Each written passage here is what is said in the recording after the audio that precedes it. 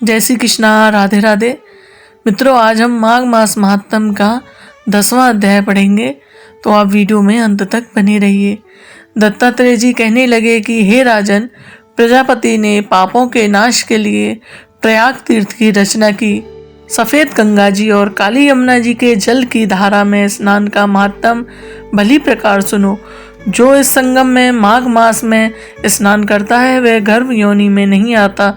भगवान विष्णु की दुर्गम माया माघ मास में प्रयाग तीर्थ पर सब नष्ट कर देती है। माघ मास महात्म में प्रयाग में स्नान करने से मनुष्य अच्छे भोगों को भोग कर ब्रह्मा को प्राप्त होता है। माघ मास में तथा मकर के सूर्य में जो प्रयाग में स्नान करता है उसके पुण्यों की गिनती चित्रगुप्त भी नहीं कर सकता।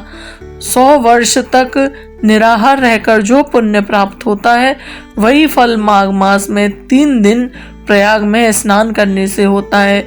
जो फल 100 वर्ष तक योगाभ्यास करने से मिलता है, जैसे सर्प पुरानी कैंचुली को छोड़कर नया रूप ग्रहण कर लेता है, वैसे ही माघ मास में स्नान करने से मनुष्य पापों को छोड़कर स्वर्ग को प्राप्त होता है।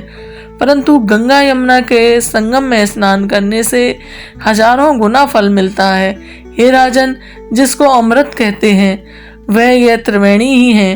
ब्रह्मा, शिव, रुद्र, आदित्य, मारुतगण, गंधर्व, लोकपाल, यक्ष, गुम्हार, किन्नर, अड़िमादि गुणों से सिद्ध तत्वज्ञानी ब्रह्माणी, पार्वती, लक्ष्मी जी, शची, नैना, दिति, अदिति, संपूर्ण देव पत्नियां तथा नागों की स्त्रियां, घृताची, मेनका, उर्वशी, रंभा, तिलोत्मा, अप्सरागण और सब पितर मनुष्य गण, कलयुग में गुप्त और सत्यागी में प्रत्यक्ष सब देवता माघ मास में स्नान करने के लिए आते हैं। इन दिनों माघ मास में प्रयाग में स्नान करने से जो फल मिलता है वह ईश्वर ही कह सकते हैं। मनुष्य में कहने की शक्ति भी नहीं है।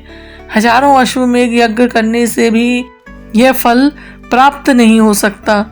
पूर्व समय में कांचन मालिनी ने इस स्नान का फल राक्षस को दिया था और इससे वह पाप मुक्त हो गया था। कार्तवीर्य कहने लगा कि हे भगवान, वह राक्षस कौन था और कांचन मालिनी कौन थी?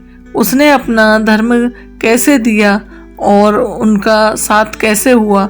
हे ऋषि, अत्रि ऋषि की संतानों के सूर्य, यह कथा सुनाकर मेरा कौतूहल दूर कीजिए।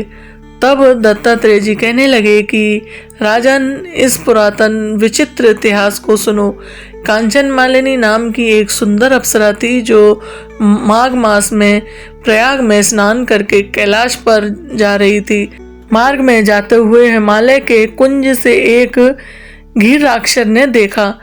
उसने सोने जैसे तेज वाली, सुंदर कटी वाली, बड़े बड़े नेत्रों वाली, चंद्रमुखी सुंदर केश और पीप योधर वाली सुंदर अप्सरा को देखकर उस राक्षस ने कहा कि हे सुंदरी कमल नयनी, तुम कौन हो और कहाँ से आ रही हो? तुम्हारे वस्त्र और वेड़ी भीगी हुई क्यों हैं?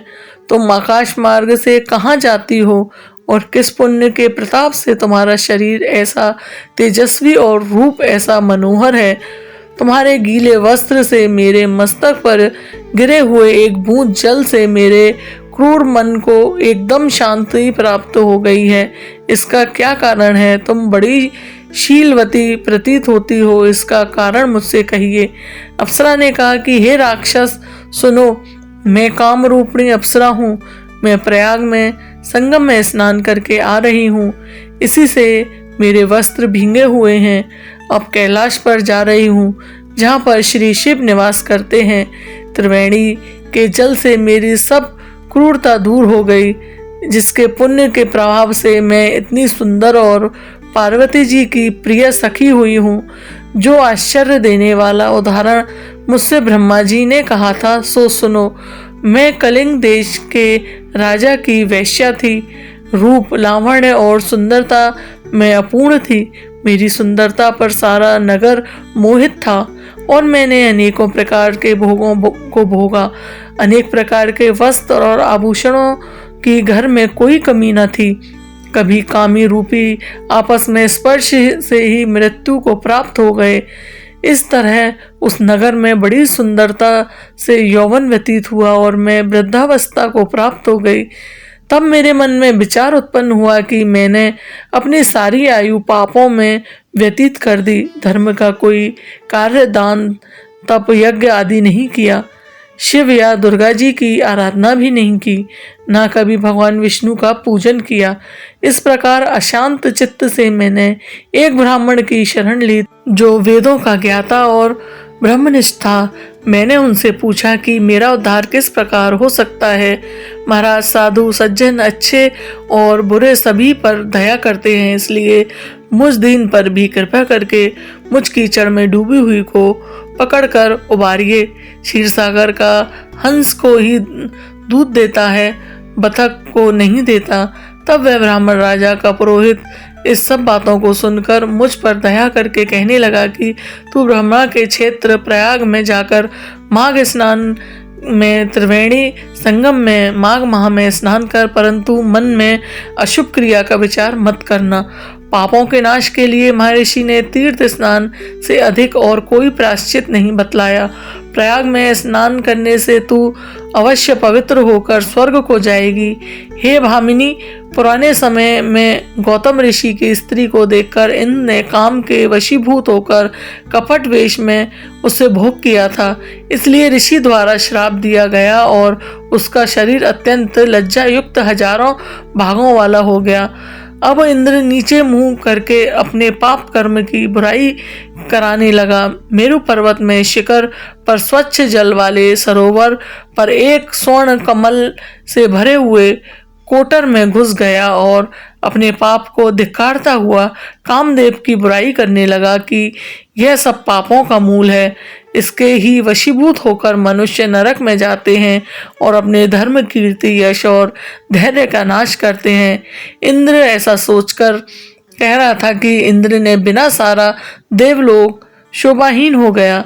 तब देवता, गंधर्व, किन्नर, लोकपाल, इंद्राणी के सहित बृहस्पति जी से जाकर पूछने लगे कि महाराज, इंद्र के न रहने से स्वर्ग ऐसा शोभाहीन हो गया है जैसे सतपुत्र बिना श्रेष्ठ कुल, इसलिए स्वर्ग की शोभा के लिए कोई क्रिया सोचिए, इस विषय में देर नहीं लगानी चाहिए। तब बृहस्पति जी कहने लगे कि इंद्र ने बिना सोचे विचारे जो कर्म किया है उसका फल भोग रहा है, सो वह कहाँ से मैं यह सब जानता हूँ। फिर गुरुजी ने सबको साथ लेकर स्वर्ण कमलों से युक्त बड़े सरोवर में इंद्र को देखा, जिसका मुख मलिन और आंखें बंद थीं। तब इंद्र ने बृहस्पति जी के चरणों को पकड़कर कहा कि इस पाप से उद्धार करके आप मेरी रक्षा कीजिए। तब बृहस्पति जी ने इनसे कहा कि प्रयाग में स्नान करने से ही तुम पाप मुक्त हो जाओगे। तब इंद्र सहित सबने ही प्रयाग में जाकर संगम में स्नान किया और त्रिवेणी स्नान से इंद्र पाप मुक्त हो गए। तब बृहस्पति जी ने इंद्र को वरदान दिया कि तुम्हारे शरीर में जितने भग हैं सब नेत्र हो जाएं। तब इंद्र ब्रह्मांड में वर्ग से 1000 नेत्रों से ऐसा सुशोभित हुआ जैसे मानसरोवर में कमल शोभायान होता है। मित्रों, इस प्रकार माघ मास महात्म्य में 10वां अध्याय यहीं समाप्त हुआ। माघ स्नान और धर्मचरण की महिमा का विस्तार से वर्णन किया गया है। जो श्रद्धा से इस अध्याय का श्रवण करता है उस पर भगवान विष्णु की विशेष कृपा बनी रहती है। जय श्री हरि। राधे राधे।